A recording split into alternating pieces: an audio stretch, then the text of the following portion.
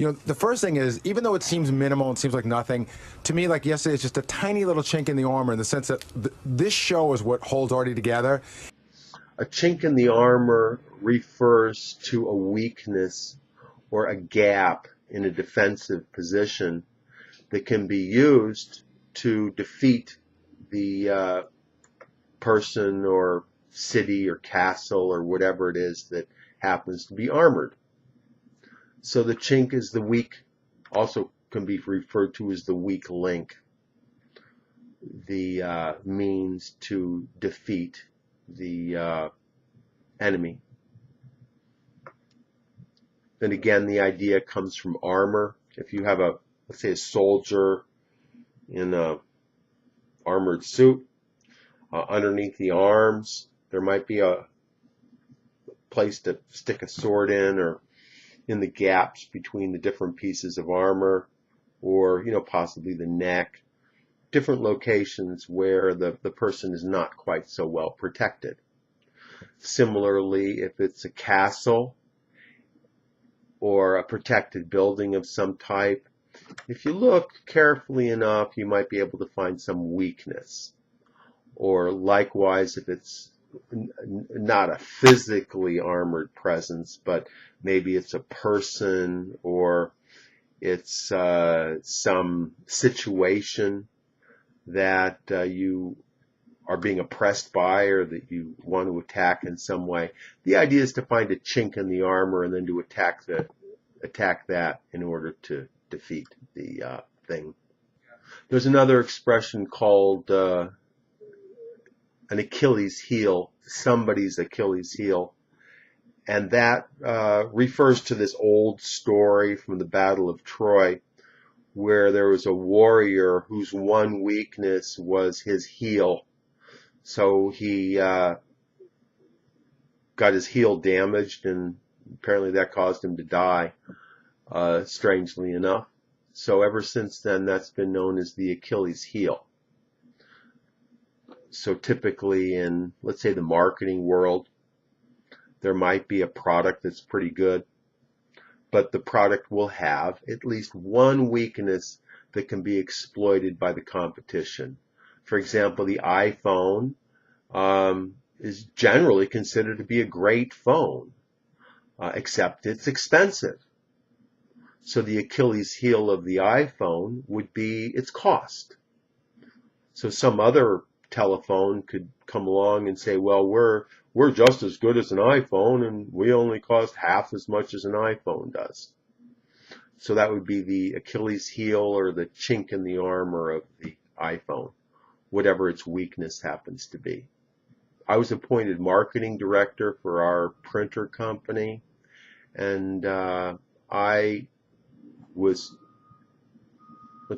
ordered to find the chink in the armor for one of our major competitors, and I couldn't find any. Their printer is better than our printer, costs less money, outperforms us, and if I can't come up with a solution here, I'm not going to be able to keep my job.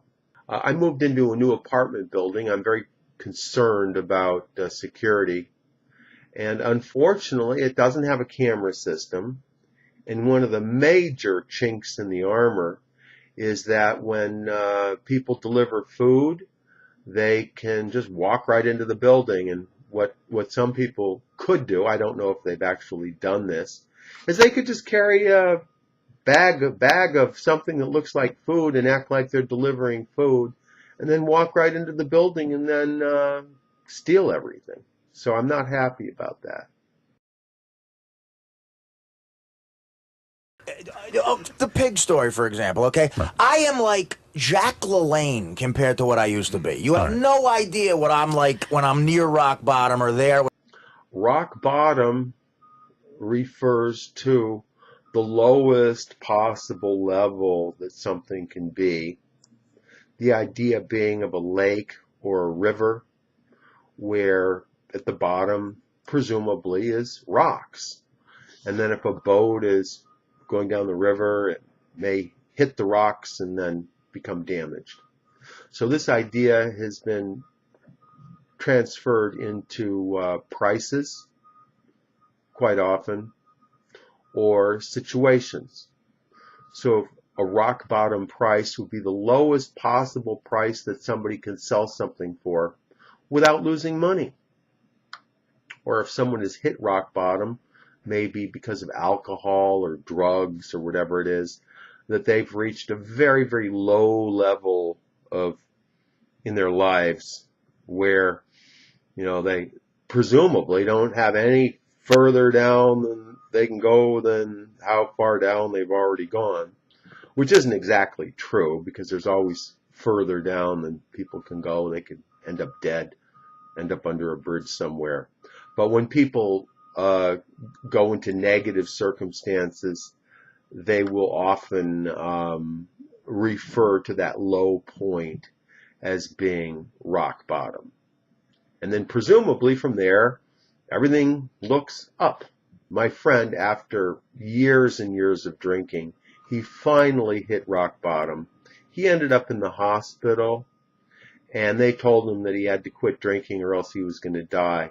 So ever since then, he stopped drinking, and his life has been getting better and better. And now he's actually in pretty good health, and he's got a new job, making a great living, and he's almost thankful that he hit rock bottom, because then he realized that he needed to do something, and which he did to improve his life. After the 2008 financial crisis,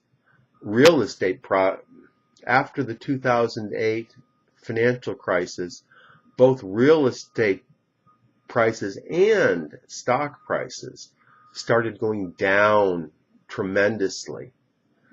But within 2 years, most of those prices hit rock bottom, and it became a good opportunity for investors to invest in the stock market, invest in real estate, and people that have done that have actually done quite well as a result.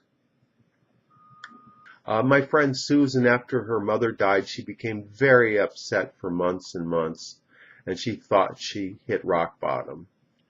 But then after a while, she came to adjust to the new circumstances, and she's been improving ever since, and now she's pretty much back to normal roughly 2 years later.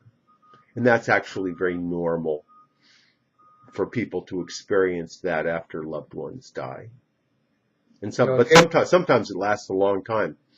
Sometimes it lasts 10 or 20 years even, but most people do eventually recover. That's all for today. Tom Taylor is an ESL tutor. He teaches English in the United States and outside, all over the world, using Skype. He can be reached at his website, which is ESL-fullsteamahead.com. Click on this link and check out his website and email with questions. Thank you, Tom, and I'll talk to you next time. Thank you.